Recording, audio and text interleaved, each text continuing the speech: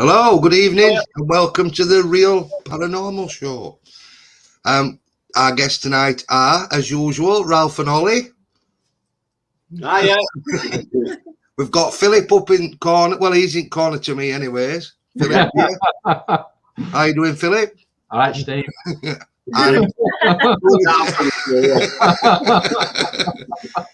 And Julie, unfortunately, isn't with us tonight. So something going off and that, so she's taking tonight off. Yeah.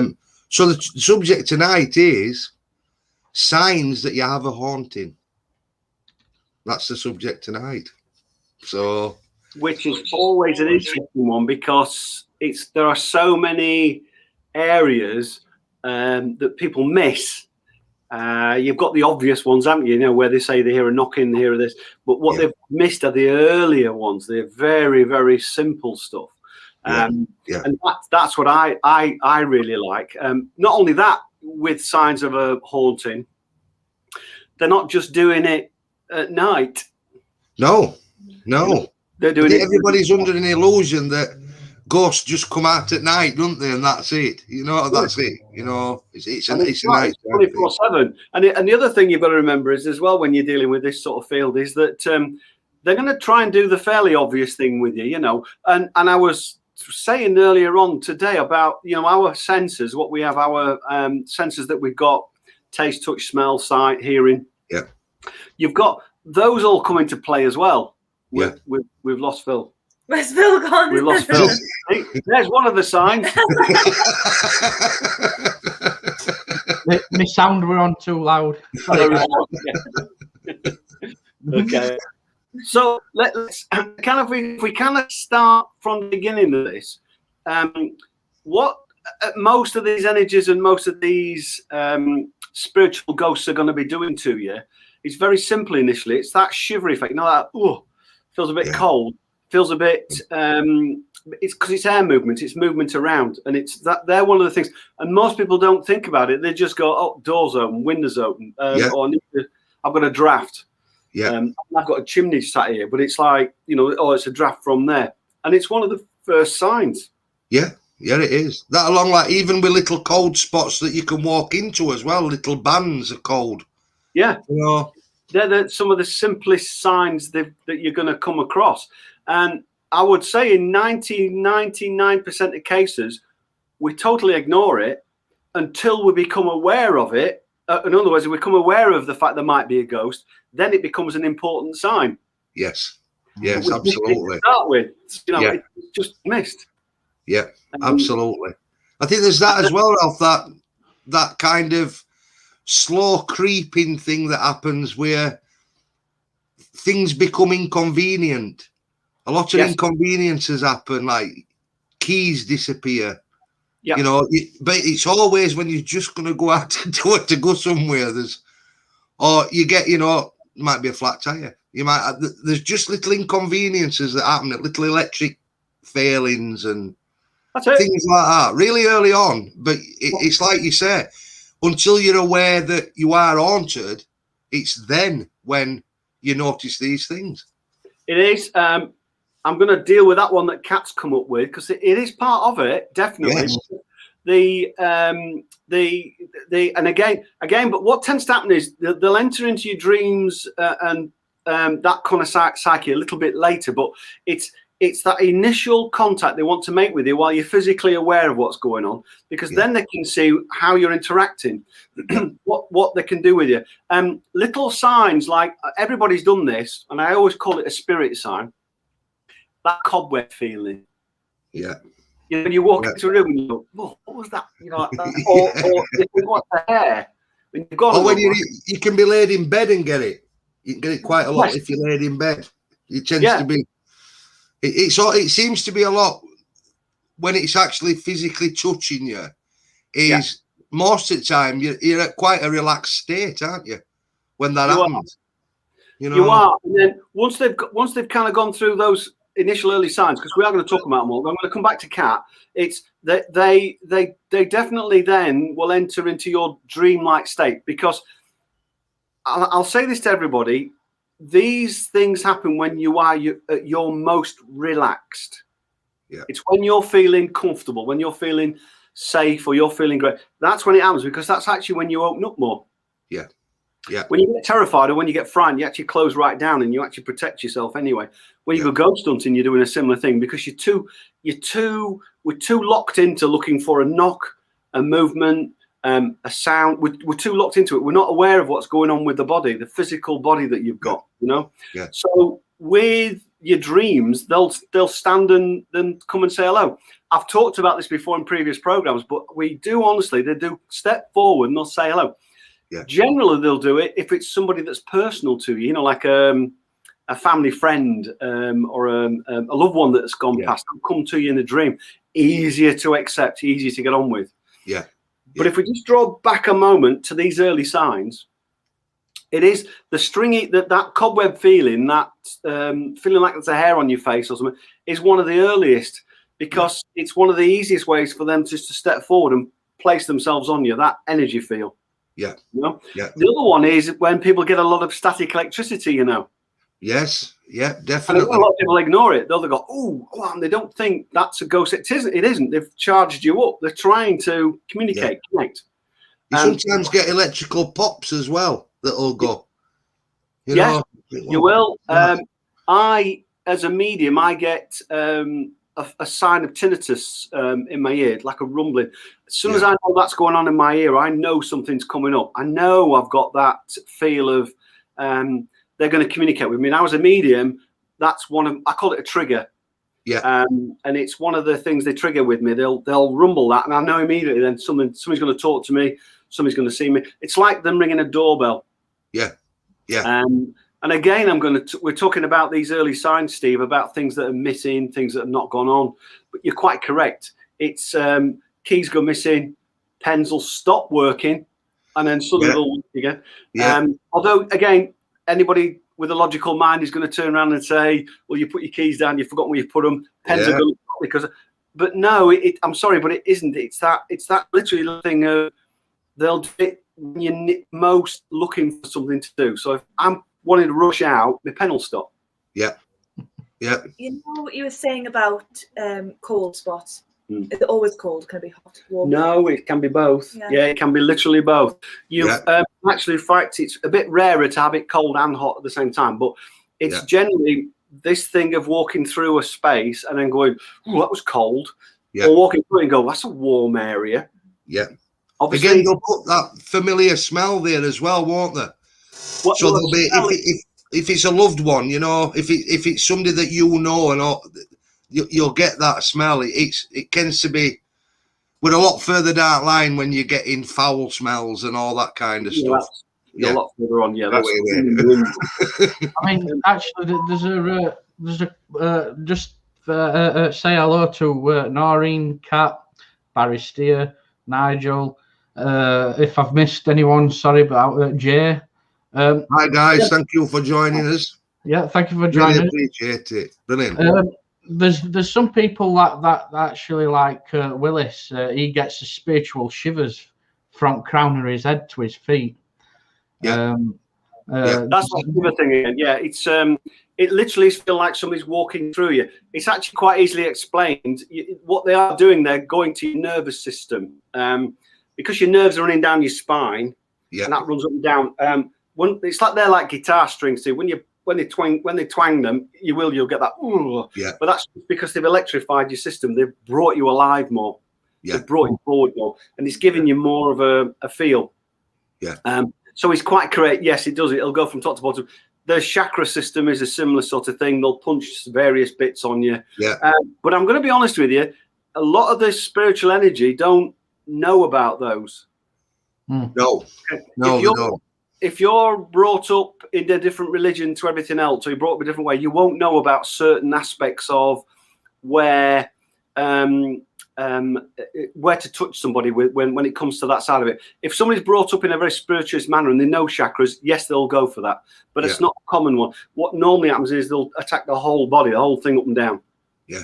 Yeah. Because you remember that. It'll be interesting to see that change, won't it, in years to come, because there is a lot more people now that are practicing chakra practice and Reiki. There's a lot more opening religions now, and kind of spin-offs of religions as well, where people enjoy doing a bit of this and a bit of that and a bit of this, and they kind of form their own religion in a way, So it'd be interesting to see how people record and what phenomena is happening to them. I think we're seeing different shifts, aren't we, all the time? We are. Especially with all New Age thing and all that. I think we are going to come across a lot more that are feeling, getting specific places, like where you said where chakras are and things like that. And that evidence is going to come forward, I think. Yeah, just before Noreen, and I've actually noticed, Steve, that your camera's flickering. It does it a lot, doesn't it? I know, I've noticed. Today it's a lot flickering more than usual. But we are talking about this subject. Yeah, as soon as you talk about signs and stuff, it always seems to flicker. And so, like Noreen's just picked up on it, so thank you, Noreen. But again, Noreen's correct. Again, I'm going to go back to this thing about early signs. One of the very early signs of any spirit connecting to you is that little corner of the eye routine where you go, I'm sure I saw something there. It's that peripheral vision. They also do the sparkly light. Now, I've talked about this before again, but it's one of these things of that sparkly light is small bursts of electricity, small bursts that are happening up, and it looks like can either be a single light that'll like flash, or it'll be a twinkling set. But it's the group, it's coming together. That energy is coming together to start to say hello. It's almost like somebody's thrown a bit of glitter into air, isn't it? Yeah. You catch them little twinks of it, That's it. And that literally is. And these are early signs. And these, again, people will look at, well, you're lying in bed and you see something like that. You look and you think, who's got a torch on? Or car must have gone past. Or you'll think it's, oh, I'm just getting tired. My eyes are... And this is what happens. We ignore it. Until we start to think about it more, then we go looking for all these early signs. Yeah. But they've already happened. Yeah. And it's like that as well. Once you kind of hook onto the idea that you have got a ghost, a lot of people then start going and getting their eyes tested. They'll go to doctors because they're getting headaches or they're getting all these kind of things happening. But again, it's all them early warnings are never really hooked up on, are they? Everybody's waiting for that. I want to hear some scratching. I want to hear some knocking. I want to hear a voice. I want to see a figure manifest. All that kind of stuff. When it's way, way more subtle than that before any of that, So the way it generally works, because we as a human being, you have kind of an order in which you use your senses. And as human beings, we're very sight orientated. We're very much one for... We use our eyesight first. You get to a corner of a road, you want to cross that junction, you're looking left and right. You're not thinking, can I hear the traffic? You're actually looking. It's only when the eyesight gets either bad or gets so where it's a pitch black room, that's when the hearing comes in. That's when the hearing kicks in. And that's the next thing. So spiritually, you're knowing that if you're going to contact somebody, let's see if I can give you a visual sign first. Yeah. Then they'll give you a hearing sign, and then they go on to touch and feel, because that's the next thing we do. I'm terrible, and I'm awful if I'm out shopping anywhere. If somebody says I want Mac cornflakes, I went and bought cornflakes there. So I grab a packet and I'll go, no, not that one. And I grab another one, no, and then I get the third one. I want that one. Why? I don't know, but I'm doing it because it's very tactile, Yeah. Yeah. And that's kind of what they'll do. They'll basically kind of go along that line. I'm going to just deal with this question again that Jay's saying, and it says, if you seance or feel something, if you sense or feel something, what do? Do I say hello? Yes, you should just say hello, because they're trying to make communication with you at the end of the day. I'm going to give you a normal run-of-the-mill human way of doing things. If I'm going to come to your house, anybody's house, and I know of you, I will ring, I'll telephone you, I'll text you, I'll even email you. So you've got an early sign that I'm coming to your house. That's early signs. the closer I get to your property, the more I might ring. But I'm finally going to get to your door, then I'm going to knock on your door, and that's the final sound. But you've had all the early signs before it. Yeah. I'm coming.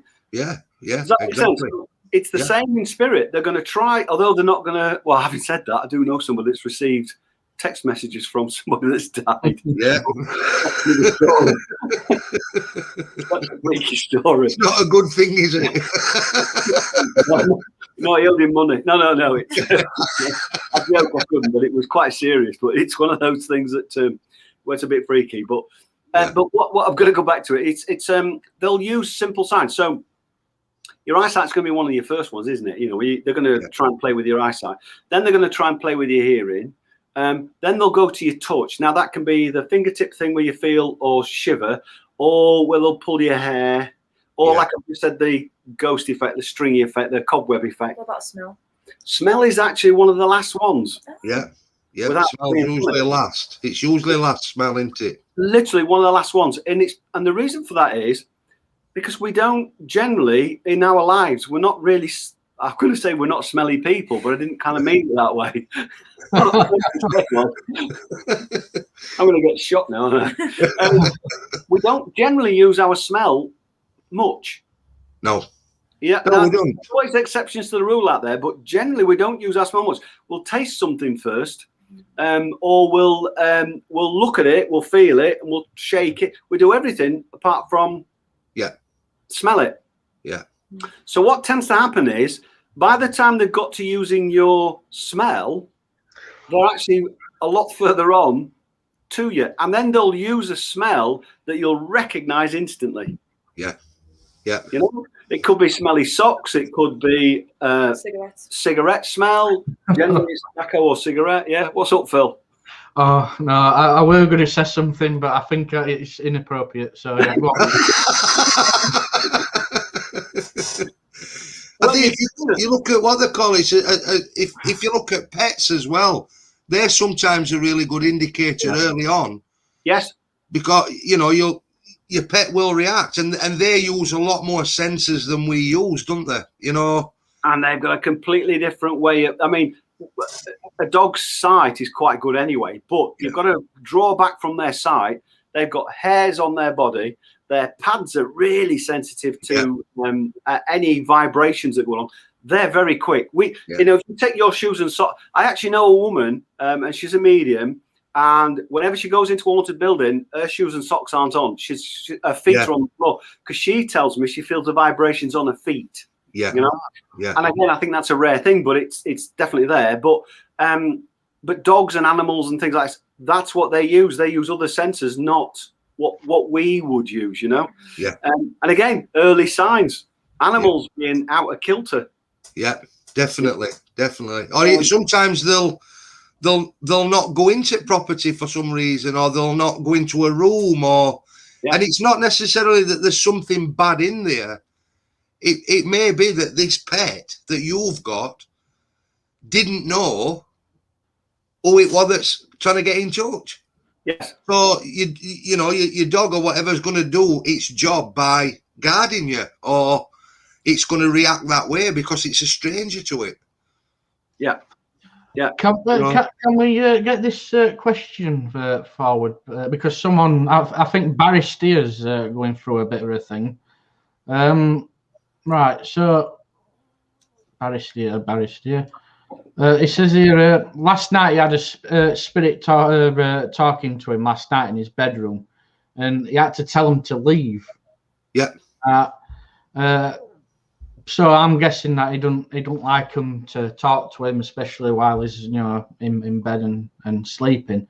Let's say what could you actually do to drive them out in a natural way, without actually I guess bringing anyone in? Is there a natural way of doing things?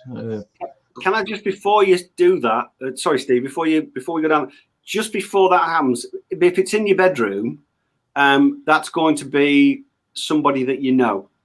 Your family in spirit life and your friends in spirit life will protect that one domain in your bedroom. They'll look after you.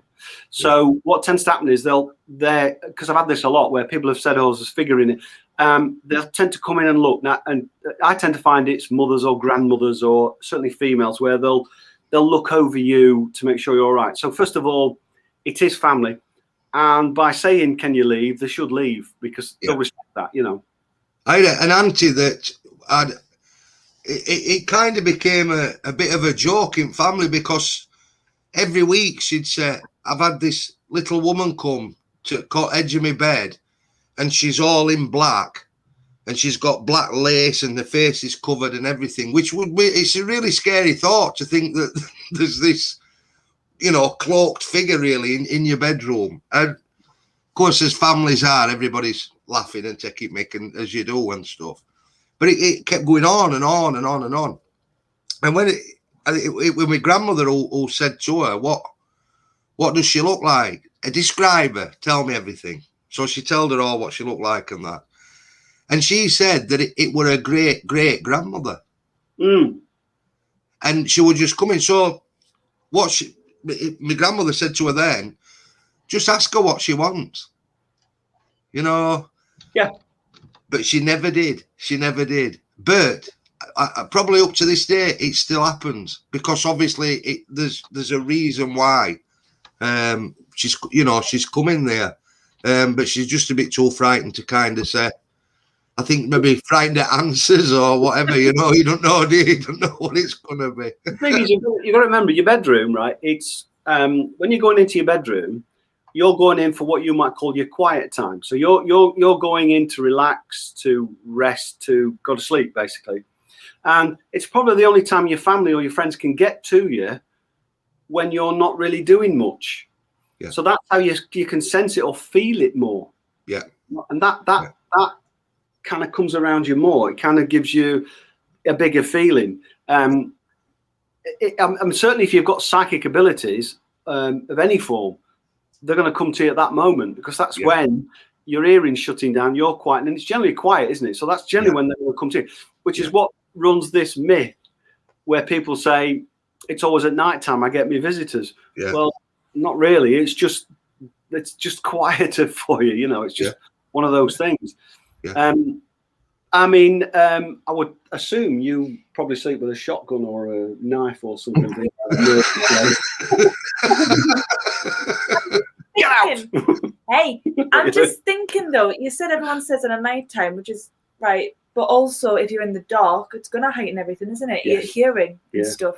It's all going to heighten. That's why, because if you're in the, you cut off your vision, your hearing's going to go. Well, in the day as well is, I think you in day you've got your routines and this is happening and that's happening and you're doing all your things and that. So you never really have that time to just say, oof, you know, and relax enough to be able to receive anything that's trying to communicate, you know. But she's quite correct. Holly's quite correct there because when your sight goes, again, think about it. It's our major thing. It's our thing we use 99% of the time. We're using sight for everything. Yeah. But the moment that goes, you're then relying on what you can hear or your hands will come out. Because your first thing, as soon as the room goes quiet, you go, you want to know who's around you. The first thing you'll do, if you know if there's somebody next to you, first thing you do is reach out to find out where they were. Even though you know they're sat right next to you. So, it does, and it's amazing how quickly they're then realizing now you can't see me. You're now going to heighten it up, and this is where we start to trust other parts of our senses, you know. But the problem with hearing is because we're going to do a program all about EVPs and things a bit later on. But the trouble with some of it is we can mishear things. You know, it's as bad as your sight. Sometimes you can see things with sight, but sometimes you can mishear. But your other senses, like your touch, your taste, and your smell, is a little bit better. Yeah, you know, you're a little bit better with it. You can kind of sense a little bit more with those. I've always said your smell is one of the sharpest. Yeah, because it's tuned in just to look for certain specialist things. It ignores everything else, you know. Yeah. But you today, when we were going down the far end of the house. Perfume. Yeah. I always there's a certain point in this house, and for some reason, I get a waft of this perfume. I don't know. I always say it to you, don't I? I get this like perfume, and then sometimes on the stairs, it feels like someone stood there. Yes. But you know what I'm on about. Yeah, I know exactly. It feels like someone stood watching you there, and it's in that place. I've had wafts of perfume when I go down there. Sometimes I haven't, and sometimes it's rare that I don't. Yeah. But there's nothing around there to make that perfume smell. Yeah. Yeah. So I don't know what that is. Again, that's another early sign as well, is the watching. Yes. Somebody that feeling of being watched. That's another one that kind of creeps in very early, isn't it? You know. And again, you're quite correct. That's what they're going to do, aren't they? They're going to observe you first, to see if you have noticed them. You know, but once you recognise, that's when the connection starts to come. Yeah. So again, that's these early signs. You know, actual fact, when you start to think about somebody watching you, that's when you switch on all the other senses, and that's when you start thinking, "Oh, ghosts are coming in." Yeah. Yeah, and then it only needs a little noise, then, doesn't it? Yeah. And you're away, you're imagining it. It's gone. I just like to stare randomly and just be like, if there's a ghost there, they know I'm staring at you. No. With a shotgun. Stare out. Who's going to back down first? I think there's that as well, Ralph, is that going right back to the beginning where it is about early signs and stuff. Also, to take in account of what you allow. Yes. And what actions you've taken that may allow something in. You know, I know we're not gonna go down dark side or anything, but again, that can start off really subtle, very quietly in the background, and it's a matter of building on your fears and what you allow. But I'm a big believer in that it's our time now. This is our property. These are our boundaries and stuff. So if you do get visited by something that we would probably say, you're all right, it's not going to bother you or whatever. But when you're there on your own in that house, it's a different situation altogether, isn't it? So it's like looking at what you have got that authority to say, leave. Yes. They're not going to get upset, you know. They're not going to kick off and not talk to you ever again, kind of thing. But you have got that authority. We your property and your boundaries that you set, you know. Yeah, and it's quite interesting what you say there, because yes, you can verbally say leave. You can also say it by thinking it.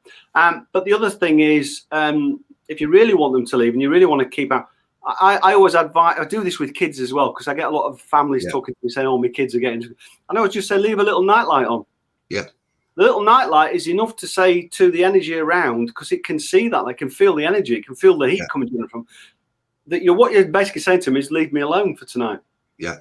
Just leave me alone.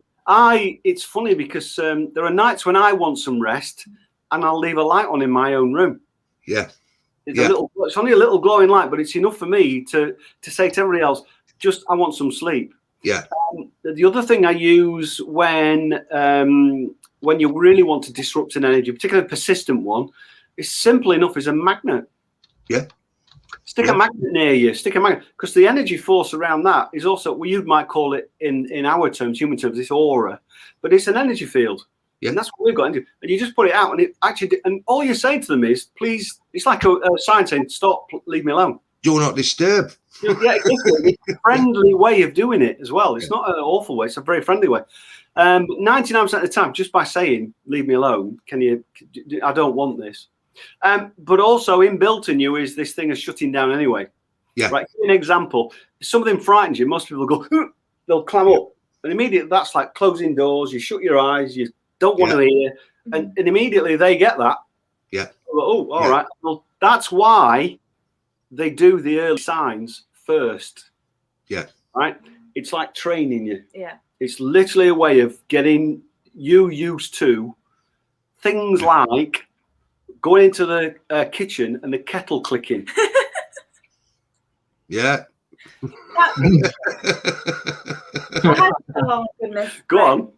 Me and my sister in our old house, we had loads of wacky things went on, and it was just a common thing in the family that the kettle would just switch on by itself, and everyone would be like, "Oh yeah, it's the ghost." And the thing is, right, normal people would be absolutely terrified of the kettle going off by itself, or like, you know, it was all different kettles we had. They would just go off by itself. But yeah, it was just like a random. It was like, oh yeah, there's the ghost again doing that. And it was last week we're having this discussion with my sister. It was like, hang on a minute, that isn't normal. That it shouldn't have been doing that. Yeah, it's like that, though. It becomes when you're living in that kind of environment. It does become when you realise it's not a threat. Yeah, it is quite comical, isn't it? The interactions are really comical, you know, and it becomes norm. I mean, they got. I mean, because the reason why I mentioned it is because they were talking about it, and I was like, "Well, did you know that?" It's because if it's one kettle doing it, you could kind of understand. Well, maybe it's the one kettle. But when you've brought 4 or 5 of them and they're all doing the same thing, you've not moved the kettle from its spot, then you know something's going on. It's somebody very friendly trying to say hello, trying to communicate, and that's what that was about, basically. It's a tea belly trying to get in touch with you. Somebody that likes tea. Because if you think about it, we're a tea drinking nation generally. Well, tea or coffee, whatever you want. But definitely. So that particular object becomes a focal point for everybody to go to. Everybody goes to it. Yeah. So if you're wanting to think, well, I'll get communication with somebody, I'll click that switch. I'll make it turn on, turn off. Yeah. You know? Televisions are another one, aren't they? Television's changing channels, especially you might be, you know, oh, I want to watch this, put it on, and it just keeps flipping to something else every 2 minutes. So, but if you just say stop, please leave it alone. I don't want this. It should stop. It should, because human beings by our nature we're fairly respectful. We're fairly respectful of each one another, and it's only if you get the joker in the family who goes, no, I'm not. I'm going to keep going. I know it's annoying. But then a lot of people come to me and say, oh, it's evil. I've got this evil thing. It keeps doing it. I'll go, no. It wasn't your uncle or your dad or your family. Or weren't they a joke? And they go, yeah, they would. Yeah, we do that. You know? And then they realise, you know. Yeah. But it's just a way of communicating. But you know, most times they'll stop. If it's in your bedroom, they'll definitely stop, because that's no place for it. Yeah. You know, not really. You know. Yeah. The other. If it continues, I think you've got to look at what you've. If it does continue and starts to increase, then you've got to kind of look at what you've done or somebody in your family has done, because you're allowing. If it's not taking any notice, you've got to go. And this case with human spirit as well is they'll not all go. If there's certain. I mean, I call them rules and laws and that you've broke, you know, by doing certain things or doing this and this. That can just open it up. So if it is persistent and it carries on, then you have to really look back at what you've been doing, and there tends to be a reason, don't there? There tends to be a reason why it is persisting so much. Yeah, it's a subject I think you like on this one, Steve. It's that thing about a pattern. Something on a regular basis will lead to something else, and they're either clues to the spirit that's talking to you to say it's me. Yeah. Or they're clues to sort of saying we're going to go in this journey. We're going to go on this journey. We're going to do this sort of thing. So they become like almost patterny, but it's that regularity, you know. Yeah. The one that I like to think about is the one where I bet people have done that. You're driving down the road and a piece of music will come on, and you'll go, "Oh, that reminds me of an holiday I had." And then you'll go into another shop, and the same music comes on. Yeah, and you just think, "Oh, that's coincidence." Excuse me. And then you'll go into another place, or you'll drive maybe an hour later. You get in the car again, same piece of music comes on. And I tend to find those type of things. What happens then is you're also going to get a thought pattern going on as well. You'll remember something else. So your first thought is, "Oh, it reminds me of a holiday," but then your second thought, or later on, your next thought along is, "Oh, that reminds me of my dad or my mum or my brother or that guy." And what they've done is they've made you recall better. Yeah, it's a trigger, isn't it? It's just triggering you to And again, you're going to get the skeptics going, but how can you do it where I've had it with me where it's happened 5 times in one day where I've been in different shops, different places, different cars. and that same piece of music has come on, and I've had to sit down and think, what the heck? And then I've realised somebody was trying to communicate with me. Somebody was trying to give me a message because I'd switched off. I'd done that thing, but they needed my help. They needed something going on. So then I think skeptics kind of look at, and it's this straight dismissive thing that, oh no, that can't happen. It's coincidence. It's this, and this. Yeah. But they very rarely tend to go back to the beginning of the story. They only kind of look at this chunk, what you've presented. They never a lot don't understand that there's so much before happened, even though it's subtle and it's, you know, it's in between and it's things. But they all seem to just pick up on one main chunk and, oh no, that can't happen. But it can happen because there's all this before that we're leading up to that happening, you know. And like you say as well, is you sat down and you recognise that it was somebody to think it. It stops then. It usually stops, doesn't it? That's it. You know, that will happen again, that kind of, you'll not hear that music again, will you? You know, in that pattern. Yeah, it won't. Yeah. And like you say, once you've solved the little bit of mystery they're giving you, you can then carry on and do other things. Yeah. And you then, I mean, that's kind of like early days, because then if it's more persistent, then you've got a different kind of thing going on, you know. The other one that you'll probably come across that most people don't recognize neither is that random thought. You know, where you're going down, you're just going down the street and you just suddenly think, umbugs. Why am I thinking about umbugs? Why do I want to? I get the taste of an umbug. Why am I getting that all of a sudden? And again, that's this early thing of triggering your memory, triggering a taste. For no reason. You know? Yeah, I wish though I had them type of things other than bad luck. I mean, I've had days where I've had flat tires, stubbed my toe, burnt my tongue all on the same day, and I'm thinking, Christ, what have I actually done today? Somebody's trying to stop you. Seriously, somebody's trying to stop you. Somebody's trying to keep you away from something or stop you from doing something. That's what that's about. Well, it's interesting you said that though, because that's similar when we have cases coming in. Yeah. We get a pattern of events that happens that we can say, well, that particular pattern it's human. This particular pattern is non-human. You know, but things do happen to us because they know that we're going to go to be involved in it and resolve and stuff like that. So we get patterns as well, don't we? We get subtle things. We get things that are really elaborate happen. But we still get contacted. Yes. You know? Yeah. I usually get warnings, a lot of warnings when the case will come in. But I think it'll be good for people to know, though, Steve, that the sacrifices you do. I mean, people might think that you look pretty G with gold teeth and stuff, but what people don't quite understand is that every time you get an important case come through, you seem to lose a tooth. That is one of mine. If we get a particularly bad demonic case that's quite up there, I always lose a tooth. and I don't get any toothache. I don't get anything. They're all solid in, and then I'll think, and I'll just touch it, and it'll wobble. And then I just take it out. You know, I've got to tell you about. So when they've gone, Ralph, I don't know what bits are going to come off. hairs in your nose, all those hairs, all come out. Then eyebrows. And ear off. It's funny you say that, Steve, because there's a famous duo out there, Carl and Yvette, who most haunted. I was working with them. We were in. I think it was Burnley, we were in this house. And I'd been talking to them about this energy I'd seen coming down the stairs. The bloody thing came straight out and smacked me right in my tooth here. And it shattered my tooth in half.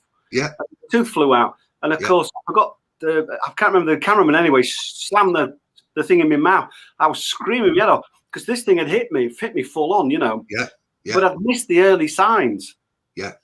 When I think back now, when I was standing in this house, this thing had physically, with its fingers, had pushed into my shoulder. It'd done that. Because I can remember saying to people, I feel like somebody's got Yeah. Hookers or something pushing me.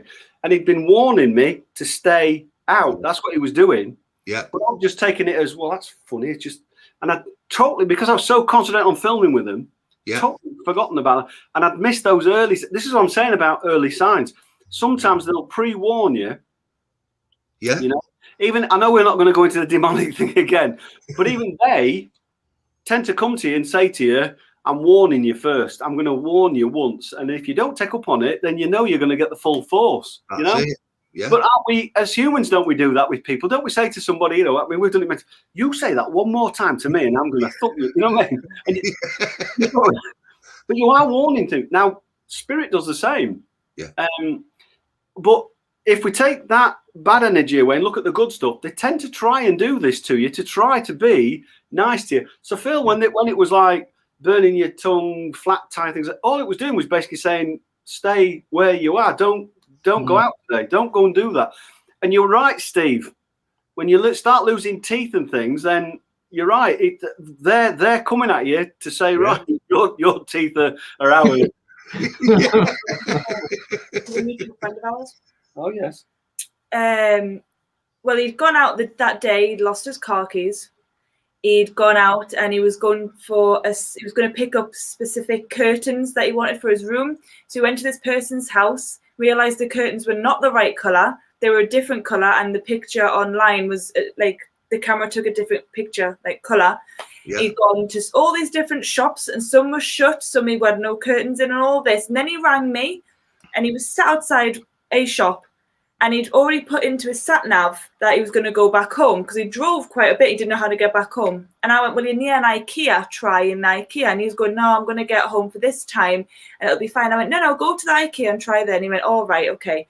So he went IKEA, and then he arrived home just to find out that he had got home at the time he was meant to be getting home. A car ploughed right through his front garden and would have smashed right into him. Wow. Series of events happened that day. Yeah. And he was supposed to be home at that time because the sat nav said. Yeah. And he'd been home, and that was the exact time that the massive car crash happened outside his house. So again, early signs, or all little signs to sort of Absolutely. And we in life we miss them all. Yeah, we do. Oh, you know about now. Yeah. So it's quite a common one as well, really, with people having accidents and stuff, isn't it? Or things gonna happen to where they are and stuff.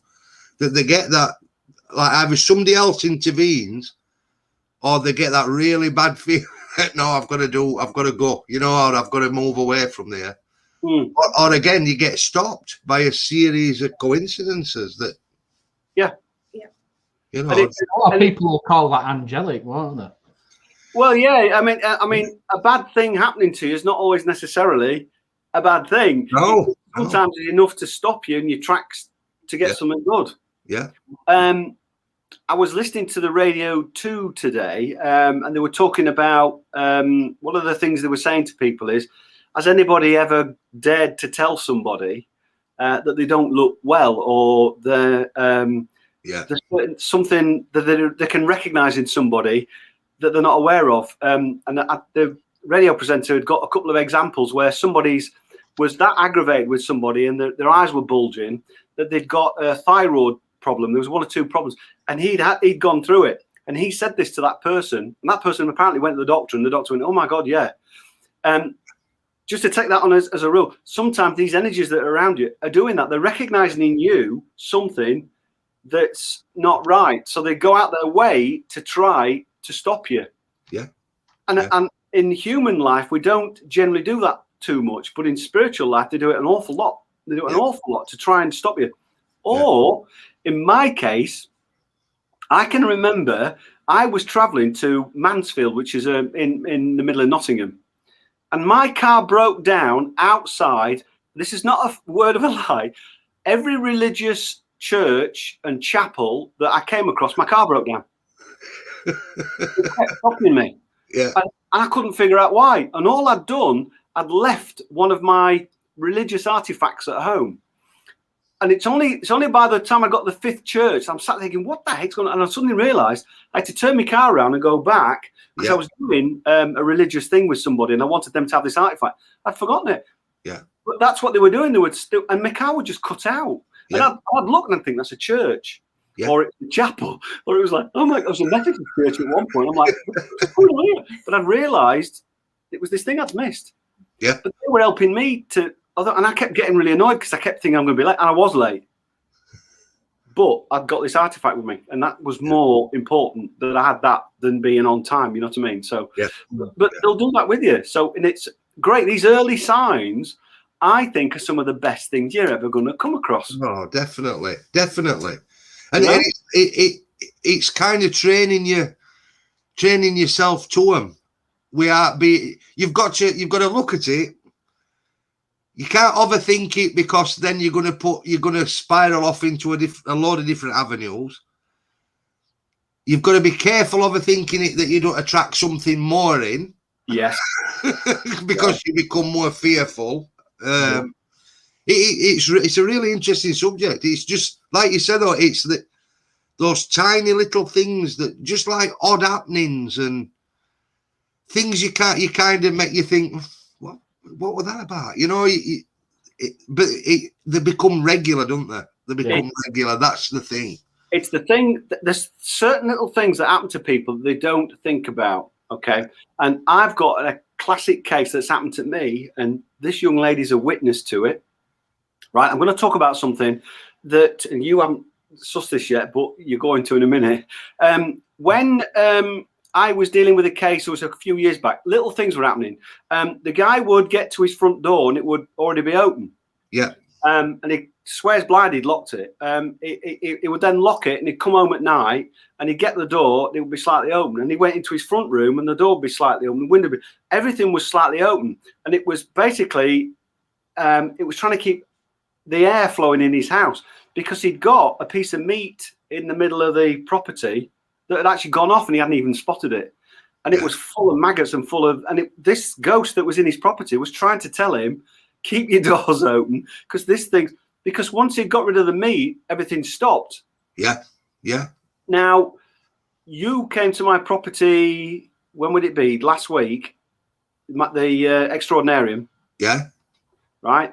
You came in to look. We've got a door. Oh, yeah. I've got a door, I swear to you, the red door that leads from my Allison's room into the purple room, back, that door will not close. It's absolutely, it won't, I literally had to break the door frame down and put screws into it to pull the door frame apart for the door to shut. Yeah. Right? Yes, yeah. It's just dawned on me what's going on. I have put a load of dolls, I've put a load of haunted objects all in one room that they shouldn't be in. And it's in that divot box room. Yeah. Yeah.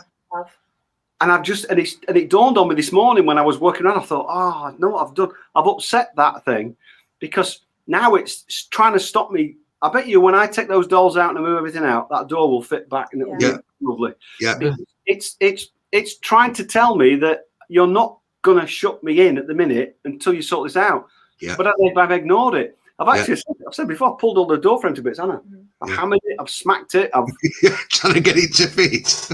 I even on I forget what day it was, but I've even got an old plane, you know, the really old wooden planes. Yeah. Yeah. They call them coffin plane. I actually even got one of them out and started shaving the door with it. I was he got like an old weight. He was bashing the door. And I've got 16-pound weight. I was picking up, slamming it at the door thing. Yeah, and move it over a little bit.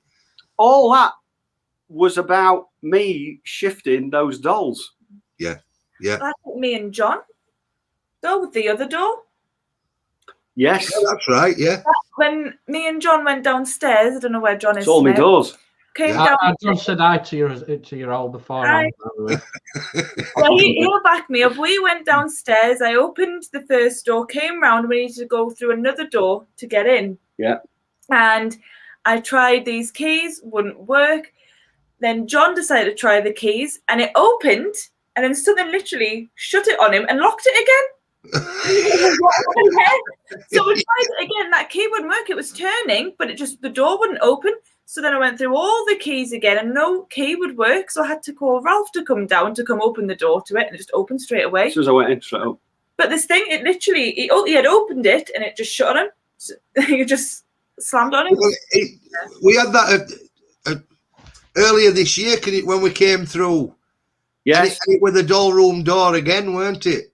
Yeah. Yeah, he's on saying in that room. Yes, it was.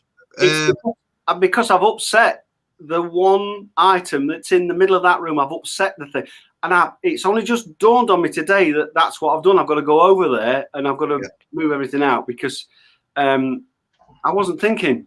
Yeah. Yeah, I know where you're coming from. Just put the dolls in there thinking, oh, that's a safe room. I'll keep them out of the way. But that I wonder, have you put the ones that we fetched, the objects that we fetched in that room? Because we brought them objects that day and that door locked. Yes. which were crazy because you went through the door, you opened it, you unlocked it, opened it, went through, and then come back, closed it. We're all in the same room. Then we went to go upstairs.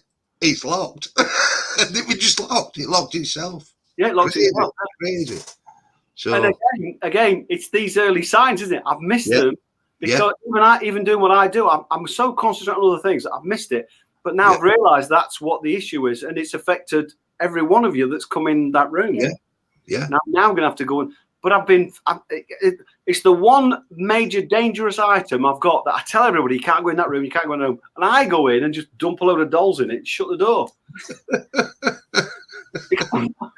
Because I'm so used to it. I'm so used to that thing being there. So used to saying to people, you can't come in. You know, it's kind of, it's that Jewish thing. And it's like, well, so even I've had to do that. So, and I've realised it. And it's coming back to this early sign thing, you know, going around your own property and a door always being open or always shut that should be open. Things like this, they're all ways of saying I'm here, but they're friendly signs. Yes. You know? Yeah, that's it. I think it is. It's that trying not to let your fears run. Try not to be. Sometimes they are scary experiences because even subtle things moving and just little movements of things and stuff. Yeah. And it's quite scary to see, but you've got to kind of buck up, haven't you? You've got to, and not be scared of it. And it sounds easy to say that because this is what we do. But when it's somebody else, I understand that it can become, and especially it's your own house, that should be safe. So it's like you've got an intruder. There's all this and all these fears and stuff.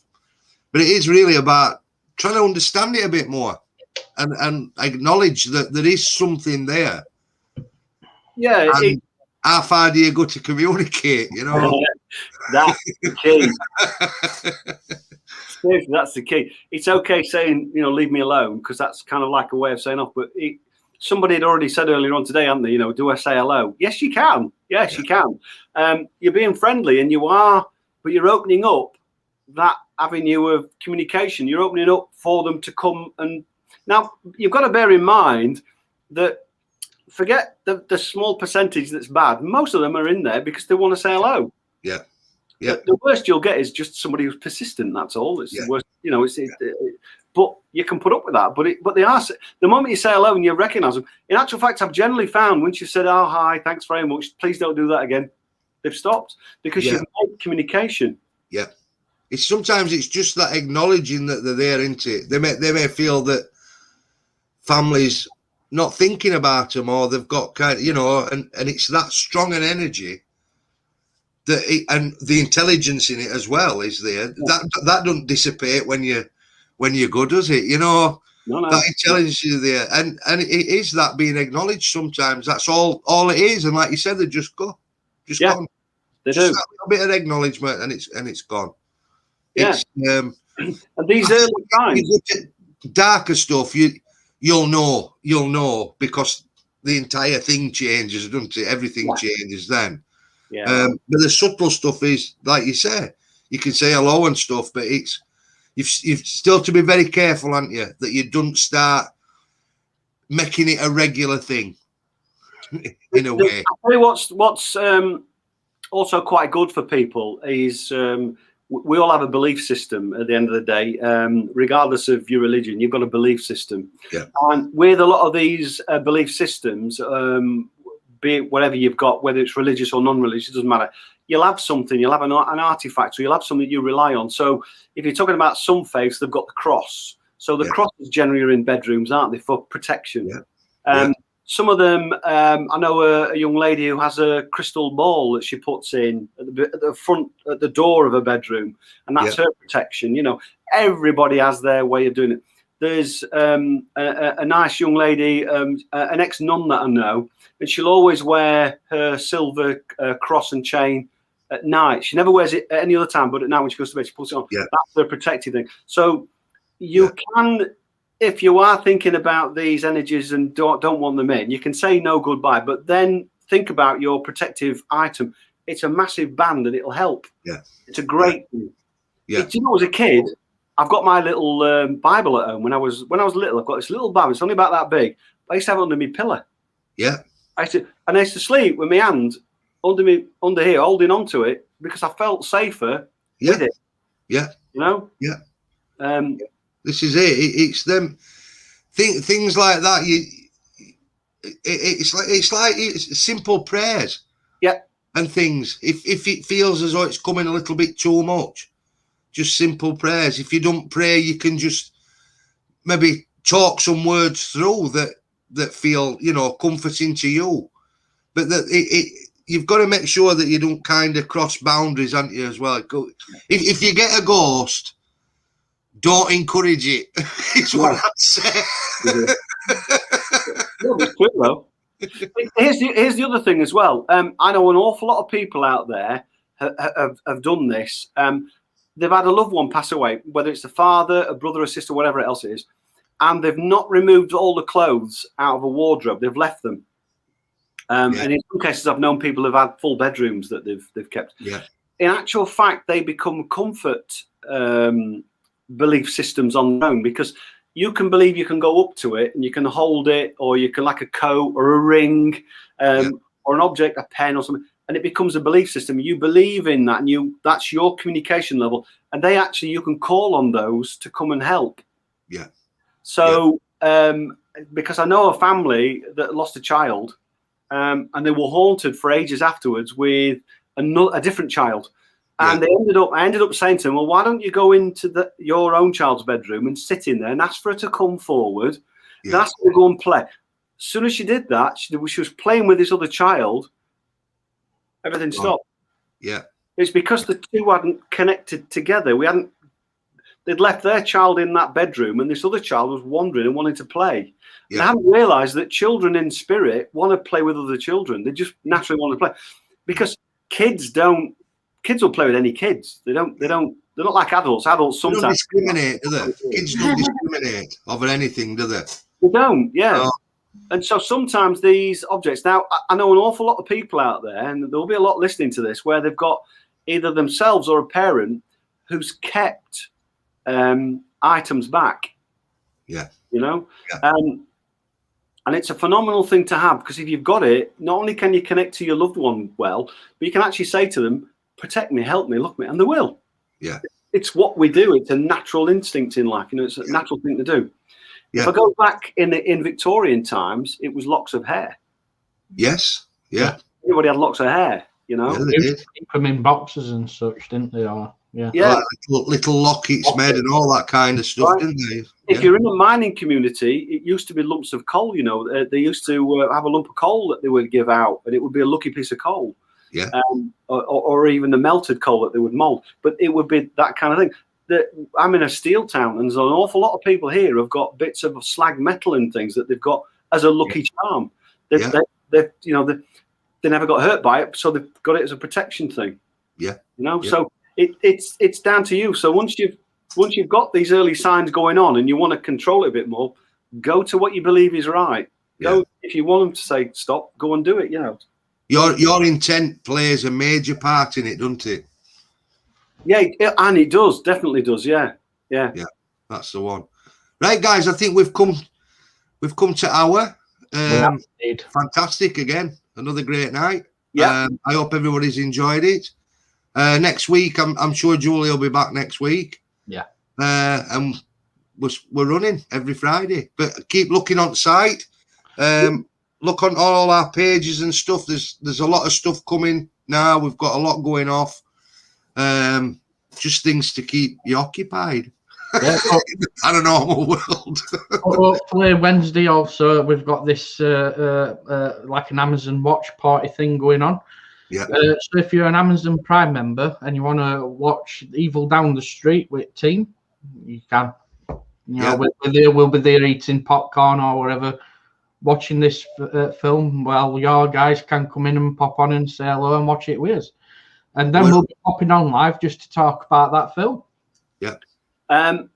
Well, we need to sort of also mention to everybody that we are actually now looking at getting groups of you to come to the museum and have a night with us, where we'll discuss things with you. We'll train you. We'll discuss.